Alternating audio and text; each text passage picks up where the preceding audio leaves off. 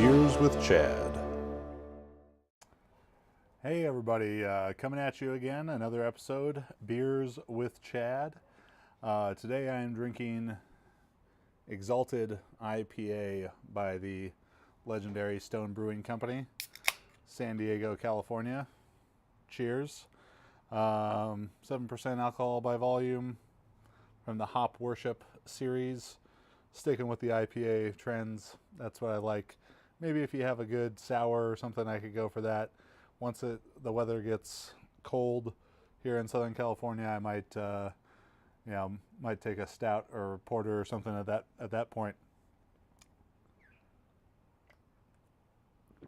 This week on the JuggLife we had Jesse Burdick. Really enjoyed the episode with Jesse. It was kind of a fun walk down memory lane. Jesse had been involved in powerlifting since 2003, and over those 15 years, there's been just a massive shift and change in culture, in training styles, in everything regarding powerlifting. And it was fun to get his perspective, having competed in multiply and now competing in coaching raw, directing meets, all that good stuff. If you want to listen to the full episode with Jesse, that's episode 92 of the JuggLife, coming up on 100 episodes. Excited about that. You can find that on YouTube, iTunes, Spotify, Stitcher, iHeartRadio, and thejugglife.com. So go check that full episode out with Jesse Burdick. And one of the questions that I really liked from Jesse and enjoyed talking with him about was the idea of what can raw lifters learn from the multiply era. And when Jesse started lifting in 2003, multiply was it. It was the dominant form of powerlifting. It is what got me interested in powerlifting, or it is the time frame in which I became interested in powerlifting. I was still throwing the shot put 2003 when Jesse started powerlifting. I was still in high school, but in 2008, 2009, when I really started reading about this stuff, or when I started competing in 2010, but probably about 2006 when I started reading about this stuff a lot.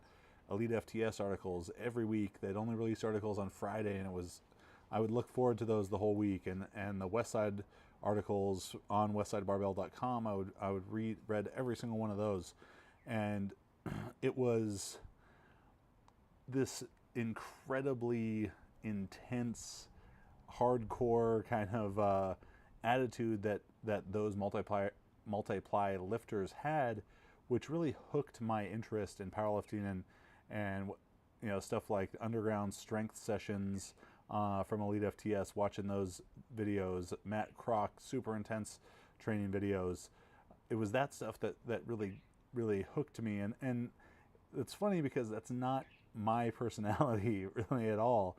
And if you watch me train or compete, or watch me on YouTube, I'm not that intense, headbutting the bar, slapping myself kind of guy.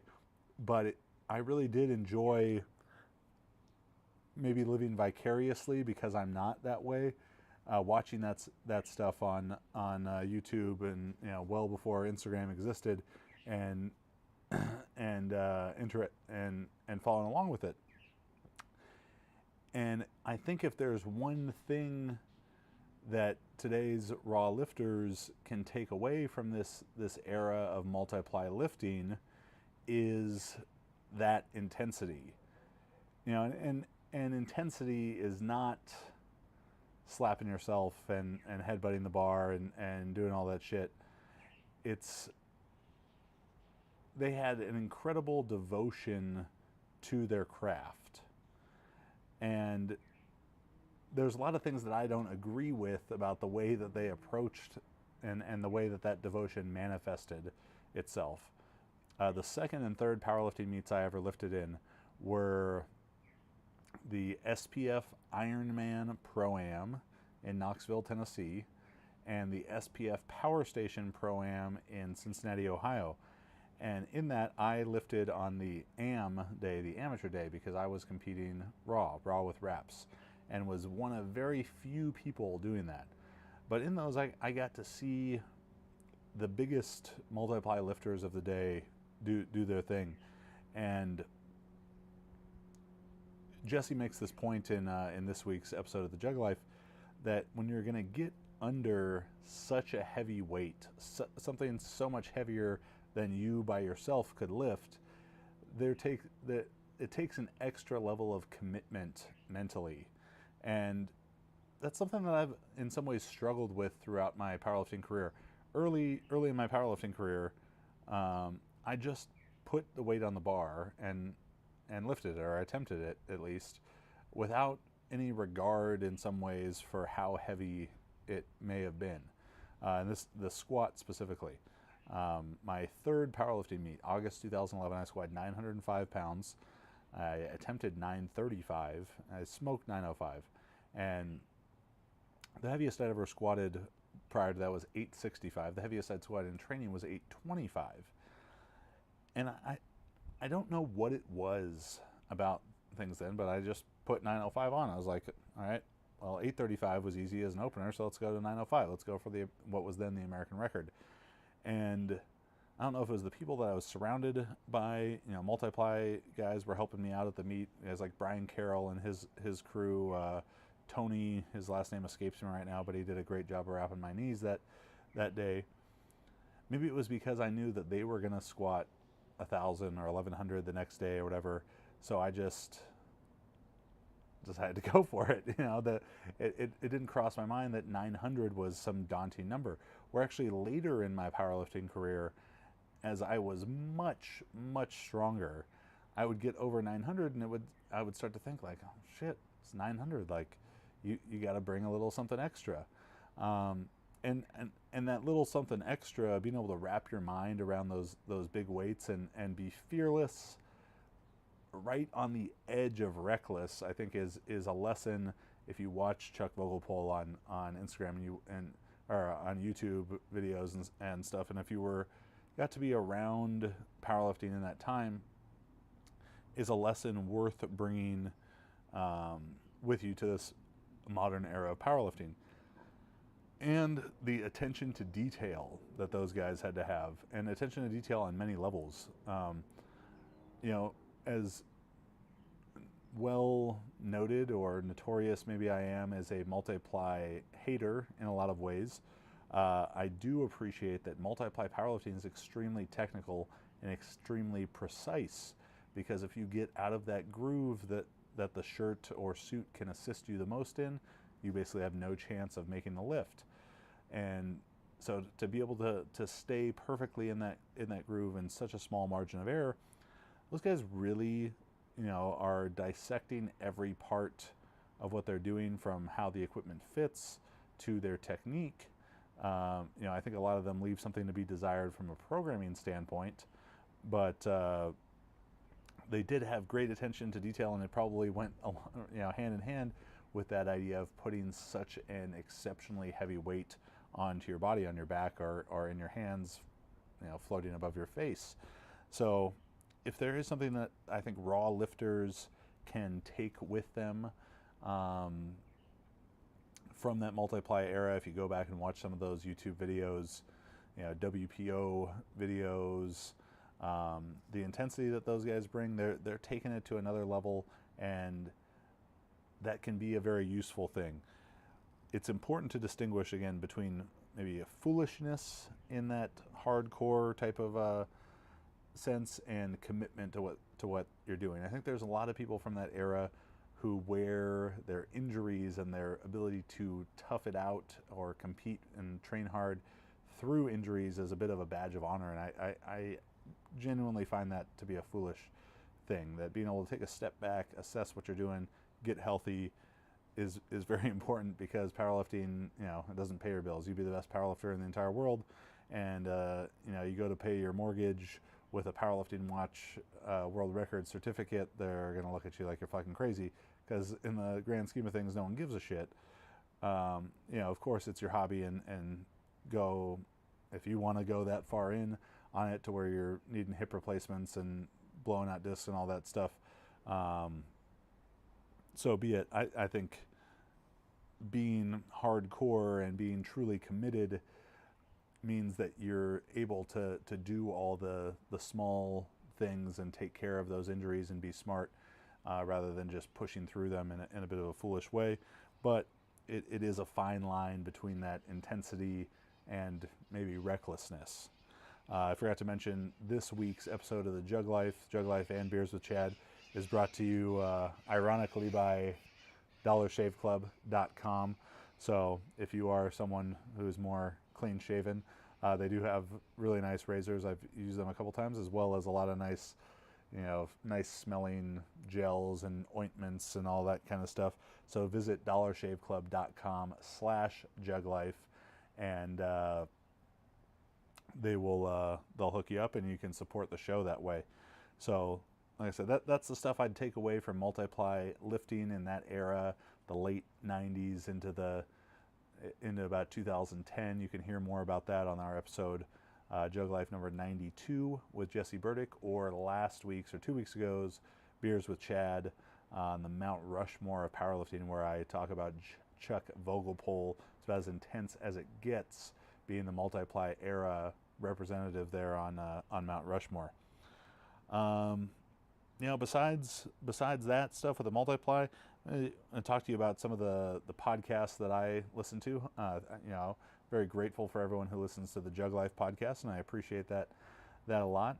Again, subscribe, give us a 5-star review on iTunes. We always like that. Some of the podcasts that I listen to are surprisingly really no lifting podcasts. I talk about lifting all day. That's my job. So I tend not to want to listen to it all the time. Beyond that, a lot of the people who are on the podcast, if I wanted to talk to them about lifting, I'd just call them on the phone. So some podcasts that I really do enjoy, my favorite one, I think, is Up and Vanished. You ever listen to Up and Vanished? It's a true crime podcast made by a guy named Payne Lindsay, and he's a documentary filmmaker out of Georgia, and he follows and does some sort of private investigating into the Tara Grinstead missing person murder case. Very, very interesting, very well done, dramatic podcast, great to listen to. That's Up and Vanished. Other ones that I really like, the TED Radio Hour, have tons of interesting kind of these compilations of TED Talks. It can be maybe a little hit or miss depending on what the topic is, but always very smart insight. Very smart people talking very insightfully about their area of expertise and passion, and that's never a bad thing. So check out the TED Radio Hour. One of my favorite episodes of that is called Champions, and it just gives excellent insight into sort of the mindset and the psychological aspects of high level competition, and they talk a lot about something called the value of the near win. So I'd highly suggest that, the TED Radio Hour. First check out the episode Champions, and then you can go from there. They have a ton of great stuff. Another one is a podcast by Malcolm Gladwell, a podcast called Revisionist History. And I was on one of my friends' podcasts when we were in Australia, and they asked me if I could choose anyone to have dinner with, who would it be? And after some deliberation about that, I said Malcolm Gladwell. And he's just a tremendously interesting guy who can kind of look at some of these, just the world with a unique perspective. And in Revisionist History, he goes back and looks at different historical events and maybe gives you some information about them that you didn't realize was on the surface or wasn't as necessarily popular information. And I was a history major in college myself, so some of those were a bit more interesting to me. But it's not really history like, it's more modern history and sort of pop culture history, but a lot of fun stuff. Some episodes, it covers a very, very wide range of things, from why McDonald's changed their fries recipe to why people don't use a granny style shot for free throws in basketball anymore, and why are there so many golf courses and private golf clubs in Los Angeles. All of those, they might sound kind of out there, but very interesting stuff. That's Revisionist History by Malcolm Gladwell. I love the 30 for 30 podcast done by ESPN. The 30 for 30 documentaries as well are excellent, and I think I've seen every single one of them probably too many times. But the 30 for 30 podcast is great. The Birth of the UFC episode is awesome. On Thin Ice is excellent. Yeah, really all of those 30 for 30s. The Dan O'Brien and Dave Johnson one, the story of Dan and Dave, I think is excellent. So 30 for 30 podcast by ESPN. In that same vein as 30 for 30, I do listen to a lot of kind of sports talk podcast. The Bill Simmons podcast is one of my favorite ones. Bill Simmons was sort of the creator of 30 for 30.